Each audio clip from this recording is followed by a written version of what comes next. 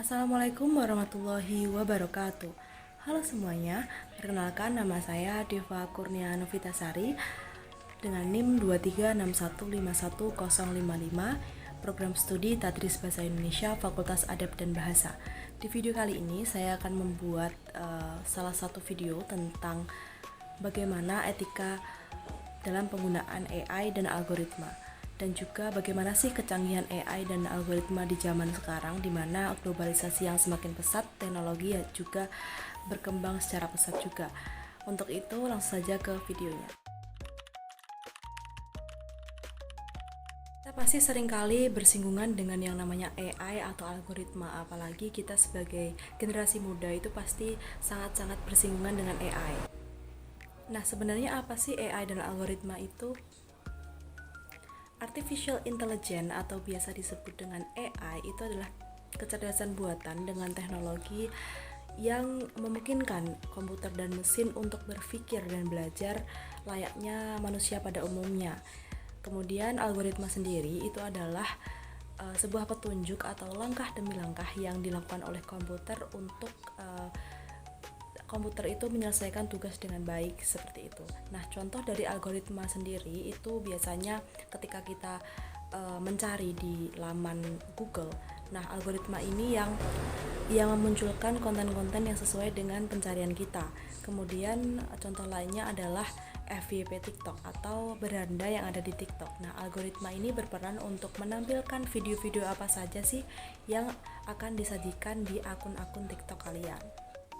Nah, keduanya yaitu AI dan algoritma ini bekerja dengan data, di mana data yang semakin banyak maka itu akan memungkinkan AI dan algoritma ini semakin pintar. Kemudian data ini juga bisa berasal dari mana saja gitu.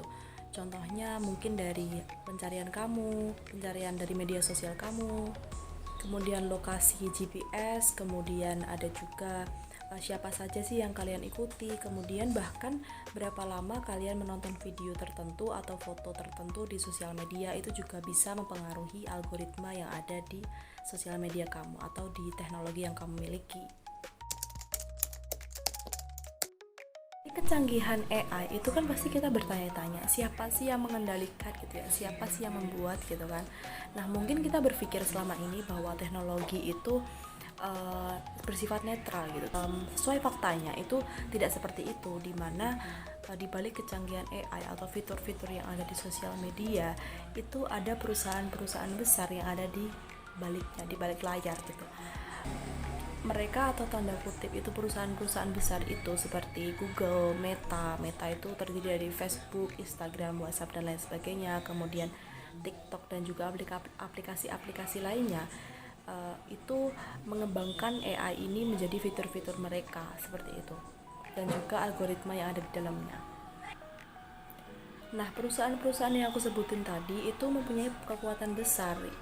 Bukan hanya mereka hanya memiliki aplikasinya saja, tetapi juga bagaimana mereka itu bisa mengatur algoritma yang ada di akun-akun kalian gitu. Nah, seringkali kan sosial media itu kan membuat kita semakin penasaran atas sebuah kasus atau konten. Kemudian sosial media juga terkadang membuat kita sedih, marah, senang dan lain sebagainya.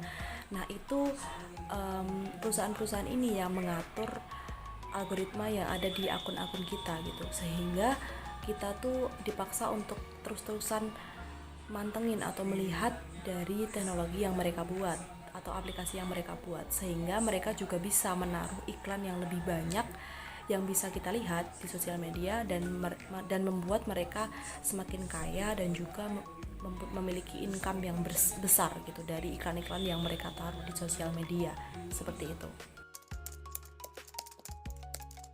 Nah, AI sendiri atau Artificial Intelligence dan juga algoritmanya itu juga bisa sangat-sangat bisa mempengaruhi cara berpikir dan bersikap kita sebagai pengguna. Dimana misalnya di bidang politik atau pemilu kemarin, itu algoritma tuh terkadang menampilkan berita-berita hoax, sehingga kita sebagai pengguna itu bisa berpandangan yang berbeda dengan opini yang ada di lapangan gitu, atau mempercayai berita yang bohong dibanding apa yang ada di lapangan yang sesuai dengan faktanya, seperti itu. Kemudian di sisi lain ada juga Contoh lainnya misalnya ada kasus pembunuhan atau kasus-kasus tertentu. Nah, algoritma ini akan memunculkan video-video tentang kasus tersebut, sehingga kita sebagai pengguna aplikasi tersebut mau tidak mau harus mengikuti kasus tersebut, dan juga kita juga timbul rasa penasaran. Nah, maka dari itu algoritma ini berfungsi untuk bagaimana cara algoritma ini untuk kita betah atau melihat terus-menerus dari aplikasi tersebut. Nah, algoritma ini juga menentukan bagaimana kita untuk mantengin aplikasi itu atau melihat aplikasi itu terus-menerus, dan juga teknologi ini atau AI atau aplikasi ini bisa memasang iklan yang lebih banyak agar mereka dapat income yang lebih besar dari iklan-iklan tersebut yang kita tonton setiap harinya. Apakah negara-negara itu sudah siap dengan penerimaan teknologi AI? Jawabannya adalah ada beberapa bagian negara yang sudah siap, seperti di negara-negara maju Uni Eropa seperti itu sudah mulai merancang undang-undang khusus terkait dengan penggunaan AI yang disebut dengan AI Act gitu. Nah, mereka merancang undang-undang tersebut agar penggunaan AI itu semakin transparan, baik, adil, dan tidak menyimpang.